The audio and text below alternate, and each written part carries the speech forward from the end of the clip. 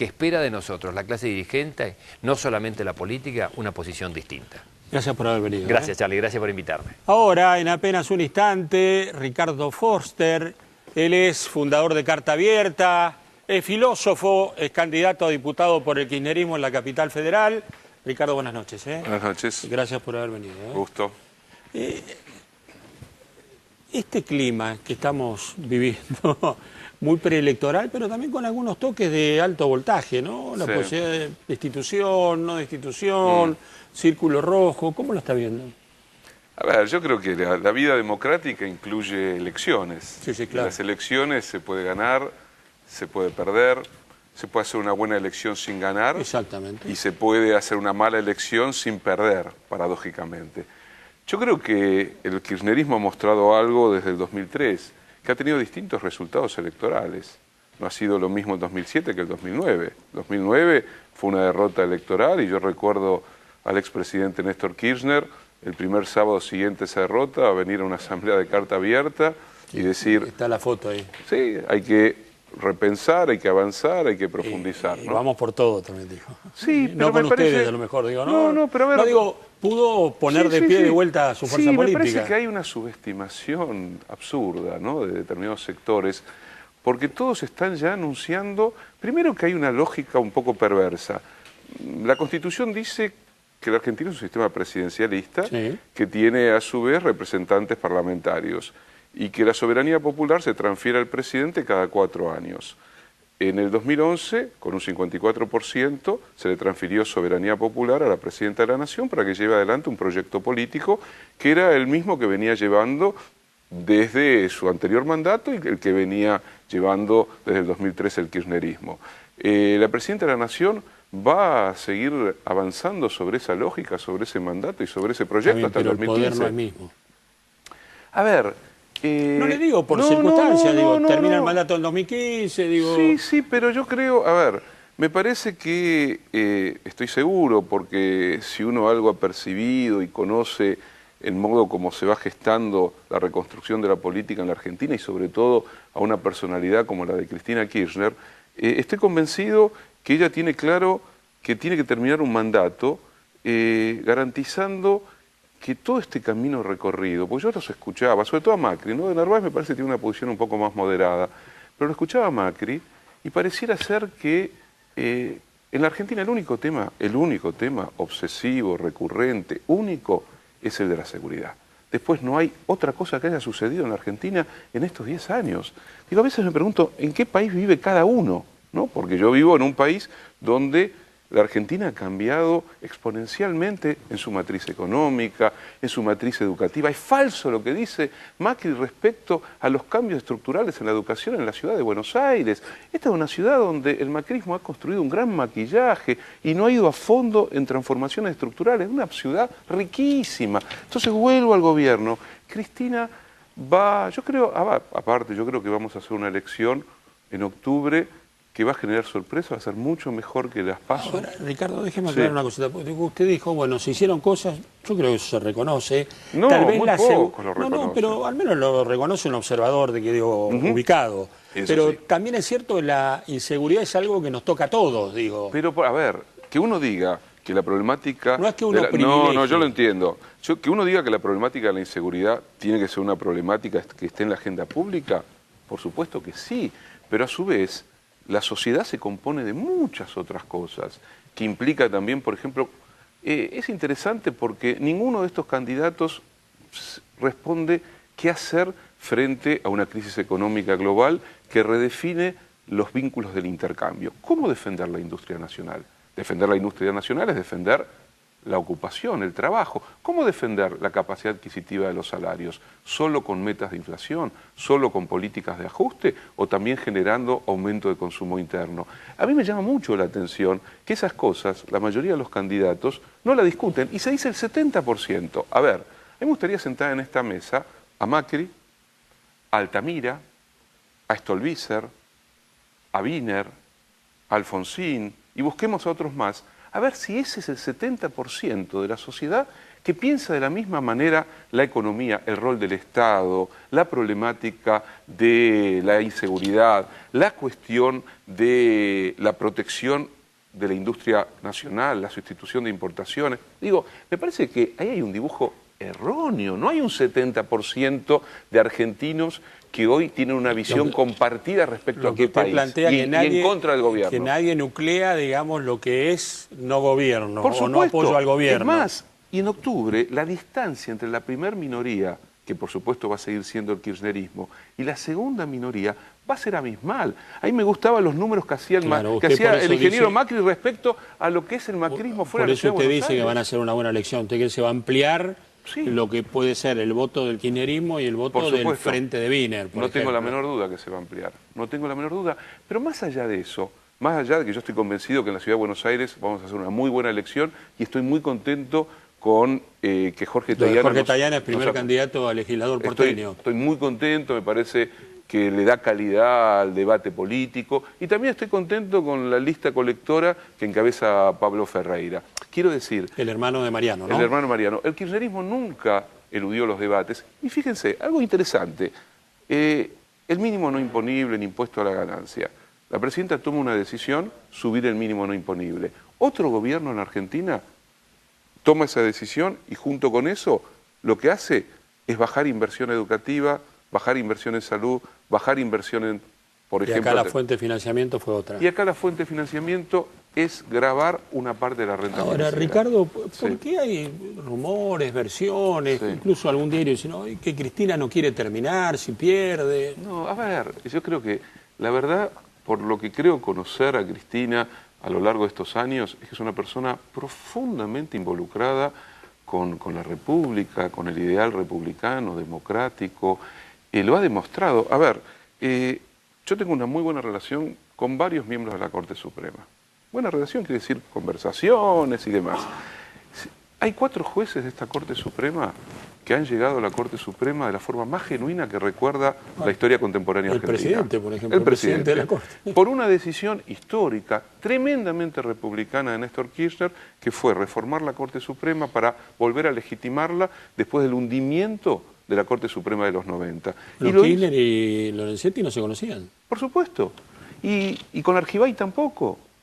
Y con Zaffaroni, en realidad, no tenían ninguna relación en particular.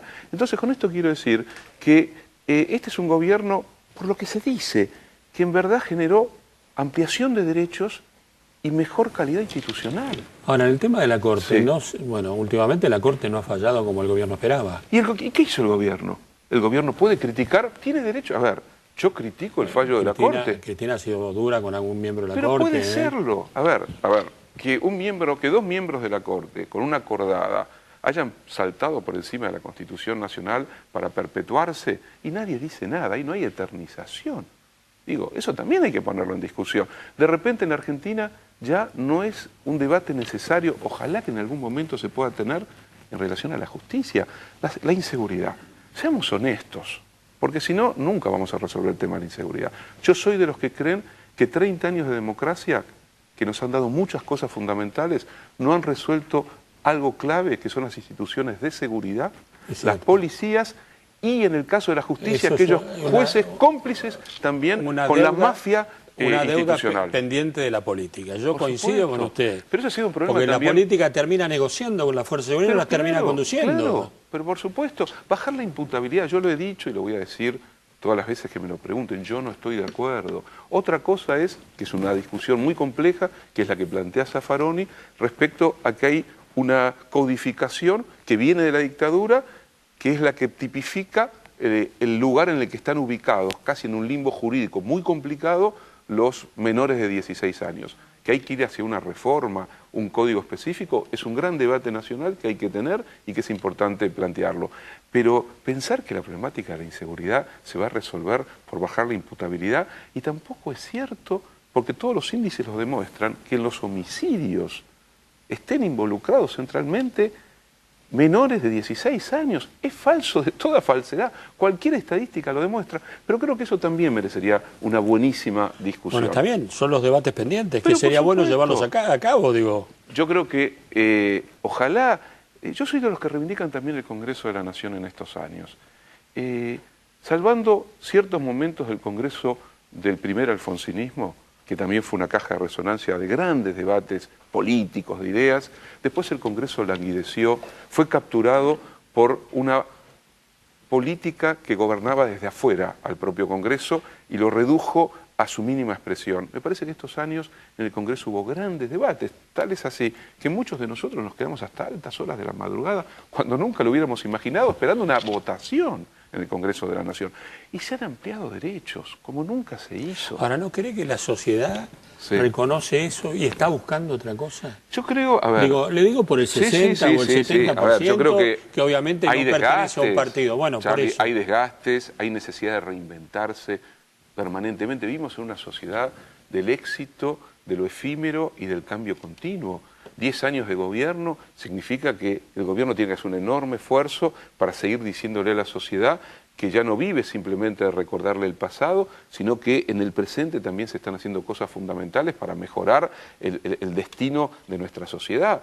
Yo creo en la memoria de una sociedad, creo que es importante trabajar con la memoria de una sociedad y que no hay que olvidarse de la Argentina previa a la llegada de Néstor Kirchner, pero también hay que pensar el presente, hay que pensar cuáles son los caminos de cara al futuro. Y un gobierno atraviesa desgastes y es bueno reconocerlo y encontrar los mecanismos para seguir interpelando a la sociedad. Ahora, yo usted no va a hablar en nombre de la presidenta, ¿no? Pero me da la impresión que a veces la presidenta sigue muy aferrada a la década ganada. Es que para mí es una década ganada. No, nadie lo duda. No, bueno, pero digo por esto pero es un fundamento. No, a ver, está bien. No es menor. No, claro, no es menor.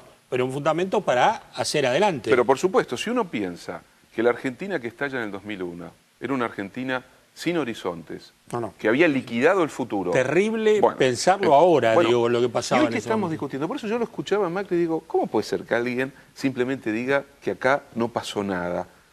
Tantas cosas pasaron, y Aerolíneas Argentinas también es algo fundamental.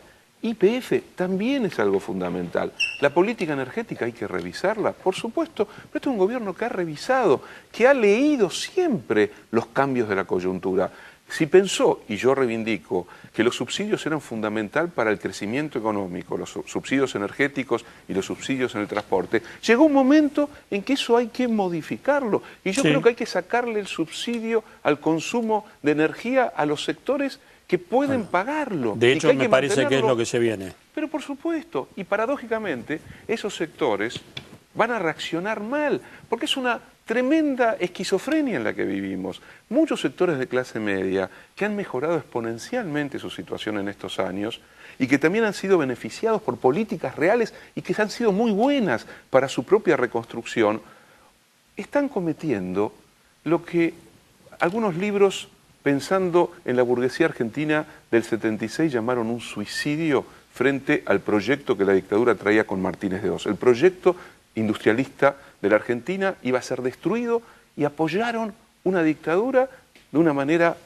alucinante en términos de sus propios intereses. Sectores medios, sectores incluso ricos del mundo industrial. Y me parece que hoy algunos sectores, sobre todo medios, que yo entiendo que hay diferencias, que a uno no le puede gustar cierta modalidad de la gestión de la política, o cierto modo de decir, o una mala comunicación, pero también hay un momento donde hay que pensar en términos de cómo se ha desarrollado la vida real de la sociedad. Ahora, Ricardo, ¿por qué se habla de desestabilizar, de destituir? ¿Por qué se habla de eso? Tenemos el copyright, ¿no?, de la palabra, porque en la primera carta, en un y lo hemos hablado acá, usted ha venido varias veces. Digo. Yo intenté siempre tratar de señalar la diferencia que en ese momento nosotros veíamos entre hablar de golpismo y de destitución. El golpismo era algo que quedaba en el pasado argentino y era lo ominoso de las intervenciones militares. Usted mencionaba un editorial terrible de La Nación. Terrible. Es profundamente antidemocrático. Un error. Y, a ver, no se puede ser tan impune sobre el dolor de millones de argentinos y sobre la muerte también de decenas, los bombardeos a Plaza de Mayo, ¿no? Decir que el gobierno de Perón... La Nación negó el golpe, como si no hubiera golpe.